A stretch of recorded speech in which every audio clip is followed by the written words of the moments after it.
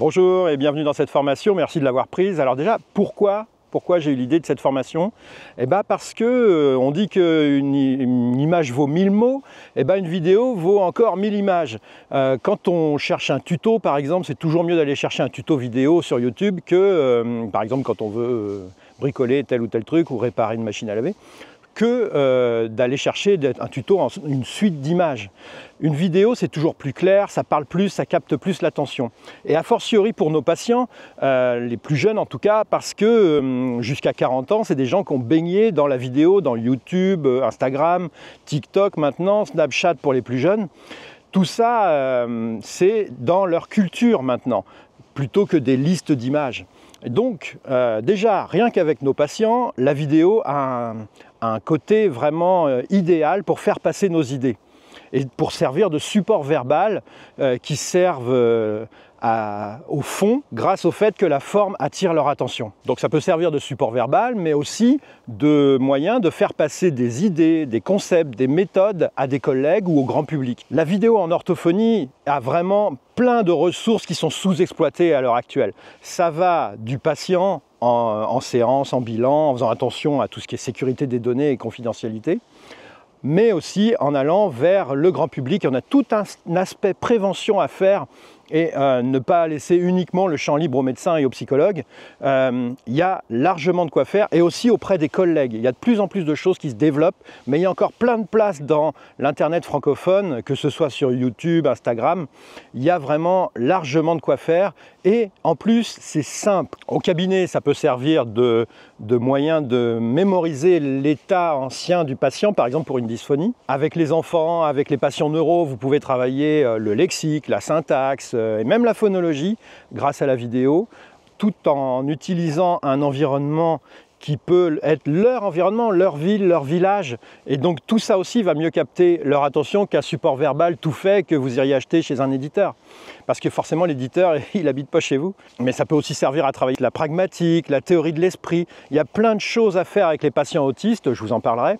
Mais pas seulement les patients autistes, les patients aphasiques, les patients Alzheimer, tout un tas d'applications possibles. Et si vous voulez faire passer des idées auprès du grand public, le mieux c'est d'aller le chercher là où il est, c'est-à-dire sur les réseaux sociaux qui sont de plus en plus tournés vers la vidéo. Instagram par exemple n'est plus vraiment une plateforme photo, ils ont fait un virage il y a 2 ans vers la vidéo, parce que TikTok était en train de leur tailler des croupières. En fait, vous avez quelque chose à dire, vous avez de l'expérience, ce qui vous retient probablement, j'imagine, c'est la timidité, le syndrome de l'imposteur, le fait de se dire mais pourquoi moi j'irais me mettre en avant, c'est quelque chose qui m'a beaucoup retenu dans les années 2010. Ça. Pourquoi moi j'irais, alors que j'ai pas un diplôme patenté, parler de tel ou tel sujet auprès de mes collègues. Il n'y a pas de raison. En fait, s'il y avait une raison, c'est qu'il suffit de partager ce qu'on a à partager. Il n'y a pas de raison, on est dans un moment de développement de la société où la compétence est partagée. Regardez comment fonctionne Wikipédia. Ce n'est pas uniquement les experts qui interviennent. Vous pouvez vous-même écrire un article Wikipédia sur votre village ou votre ville. Ou quelqu'un que vous connaissez qui est un peu célèbre, mais pas tant que ça. Vous pouvez faire partager votre savoir. On est dans une société vraiment magique en ce moment par rapport à ça. Alors, l'autre problème, au-delà de la timidité et du syndrome de l'imposteur, c'est le fait qu'on pense que ça va être une montagne à faire, que ça va être, on n'obtiendra jamais le niveau d'un Squeezie par exemple, et que ça va prendre un temps fou au montage. Non.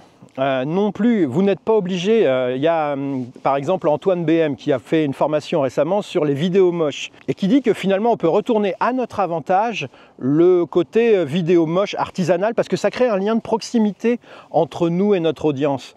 Alors que si vous faites une vidéo hyper pro, hyper propre, avec plein d'effets vidéo, il n'y aura pas cette proximité-là parce que votre audience sera un spectateur, des spectateurs face à quelqu'un qui a un savoir spécial.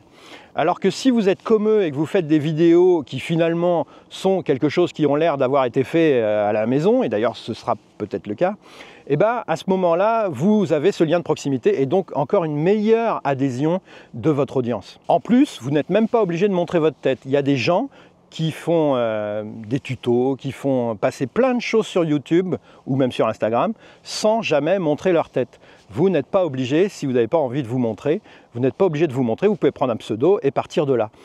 Donc c'est non seulement c'est simple, mais en plus vous n'êtes pas obligé de vous montrer.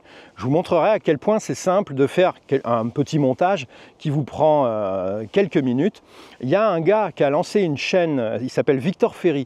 Il a lancé une chaîne secondaire, c'est un gars qui est un youtubeur à la base, hein, mais il a lancé une chaîne secondaire, il ne fallait pas que ça lui prenne plus d'1 heure par jour. Et cette chaîne-là lui rapporte déjà un revenu qui lui permettrait de vivre. Et le but ici, ce n'est pas forcément de dégager des revenus.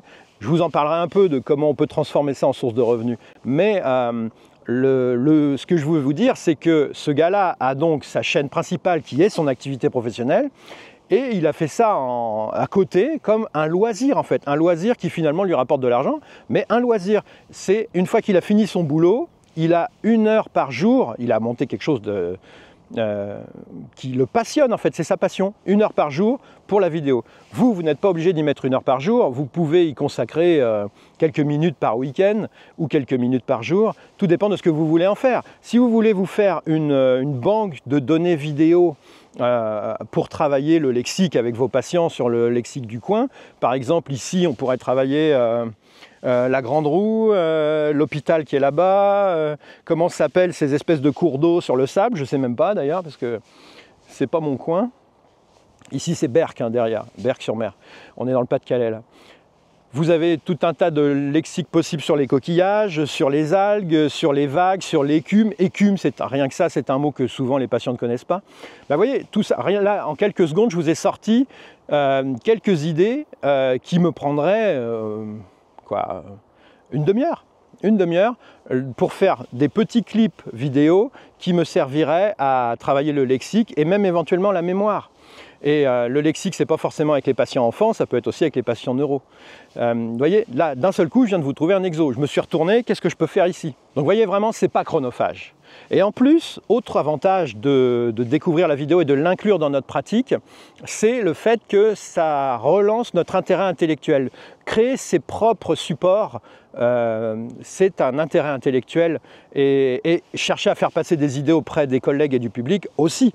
Mais si vous n'allez pas jusque-là et que vous vous en contentez uniquement avec les patients, ça relance quand même l'intérêt intellectuel pour le métier parce que vous allez fabriquer vos propres supports. Moi, je parle souvent d'un TD qui nous avait vraiment marqué à l'école d'orthophonie de Tours. C'était donc une orthophoniste, une prof, qui était arrivée avec un carton, avec tout un bric-à-brac, une sorte de bazar, qu'elle avait mis sur une table. Qu'est-ce que vous pouvez faire avec ça? Donnez-moi des idées d'exercices. C'était en 3e année, ça. Donnez-moi des idées d'exercices que vous pourriez faire pour travailler telle ou telle. Vous me direz quelles compétences vous voulez travailler et comment vous allez la travailler avec ça. La vidéo, c'est ça en fait, c'est aussi ça. Vous êtes dans un endroit, qu'est-ce que je pourrais travailler avec ça? Vous avez votre téléphone, vous avez éventuellement une petite caméra, mais c'est même pas obligé, vous pouvez faire ça tout simplement avec votre téléphone. Je vous montrerai comment faire le montage, si vous voulez en faire, avec le téléphone en quelques minutes aussi, ou stocker ça pour que ça puisse être immédiatement accessible au cabinet ou à domicile.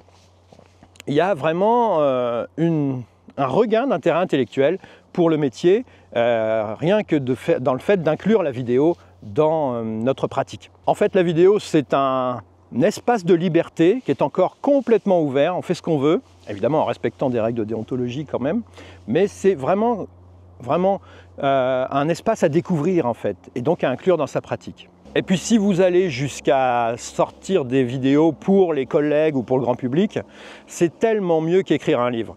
Un livre, évidemment, vous avez l'objet, vous êtes fier, il y a quand même quelque chose de symbolique dans un livre. Moi j'ai ressenti ça quand on a sorti Les Clés de la réussite avec Véronique Leland en 2010, et puis aussi le Tour de France de la compréhension en 2013.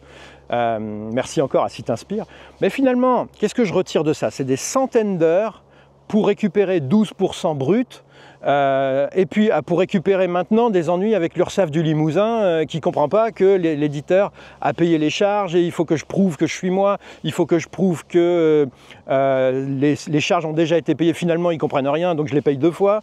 Et publier un livre est en train de devenir une telle contrainte que finalement la vidéo est quelque chose de tellement plus souple que ce serait aujourd'hui, j'écrirais pas de livre, je pense. Même s'il y a toujours la fierté d'avoir sorti un livre, mais quand on veut vraiment impacter les gens, avec la vidéo, on peut les impacter régulièrement. C'est pas comme un livre qu'ils vont acheter, qu'ils vont feuilleter, qu'ils vont peut-être utiliser pendant 2-3 mois, et puis qui va atterrir dans leur bibliothèque. Alors si vous êtes prête à jouer, vous avez votre téléphone, vous avez votre cerveau, vous êtes prête ou prête.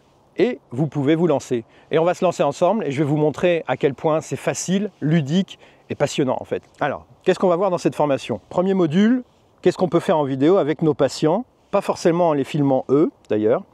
On va voir ce qu'on peut faire en bilan.